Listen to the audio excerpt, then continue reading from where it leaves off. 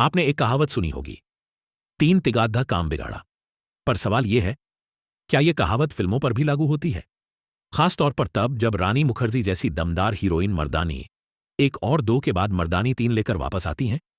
Trailer देख के तो लगा था फिर से खून खौलेगा, फिर से एक नारी सब पे भारी और बुरी नजर डालने वालों की आंखें निकलेंगी। लेकिन असली सवाल यह है, क्या इस बार कुछ नया मिलेगा, या फिर स्पाई यूनिवर्स की तरह यह फ्रेंचाइज भी भावनाओं में बहकर खुद को बर्बाद कर देगी? फिल्म का सबसे स्ट्रांग डायलॉग, एक सीन में विलन पुलिस से कहता है, हम जैसे तो फिर भी 100 से 200 हैं, पर वर्दी में तुम तो 80,000 हो, सबसे बड़ा माफिया बनने को तैयार हो।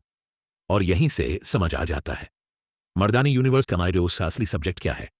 Police versus villain, system versus system, और हर बार ऐसा विलन जिससे फिल्म बेची जाती है। मर्दानी की सबसे बड़ी यूएसपी रही है छुपे हुए खजाने जैसे एक्टर्स, मामूली चेहरे नहीं, दमदार परफॉर्मेंस। कहानी क्या है बिना स्पॉइलर?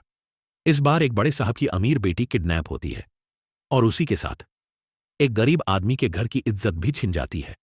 अब सवाल उठता है, क्या पुलिस बचाने में भी क्लास देखती है, या फिर इंसान को इंसान की तरह बचाने की कोशिश करेगी?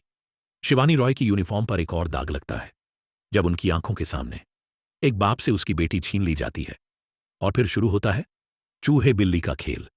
सबसे बड़ा झटका, जो लड़कियों के साथ ये सब कर रही है, वो खुद को अम्मा बुलाती है, अपने हाथों से जवान बच्चियों का अंतिम संस्कार करवाती है। पुलिस, विलन और मिसिंग केस।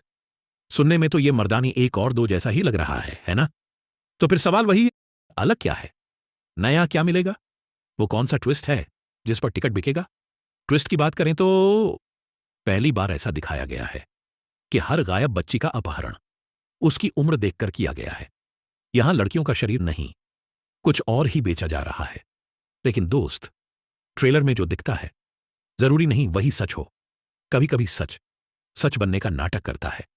जिसे आप विलन समझ रहे हो वो सिर्फ आधा सच है। पूरा सच लेकर आता है ऐसा चेहरा जिसके लिए रानी मुखर्जी भी तैयार नहीं और पब्लिक भी नहीं। फिल्म में जानकी भी हैं। अगर आपने उन्हें नहीं पहचाना तो क्या खाक अच्छा सिनेमा देखते हो? वश के वश से अजय देवगन भी नहीं बच पाए थे। आप कैसे मिस कर गए? अब सीधा सटीक रिव्यू।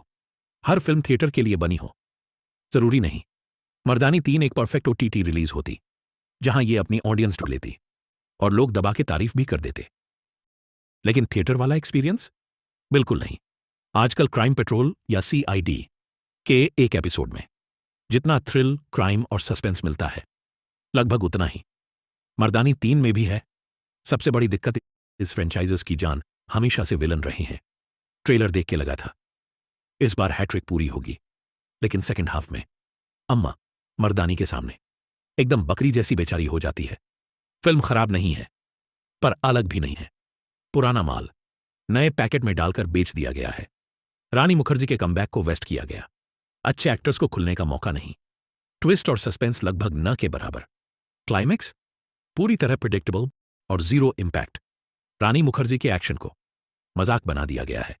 जब दिल्ली क्राइम जैसे शोज लेवल ऊपर ले जा चुके हैं तो मर्दानी वहीं की वहीं खड़ी रह जाती है।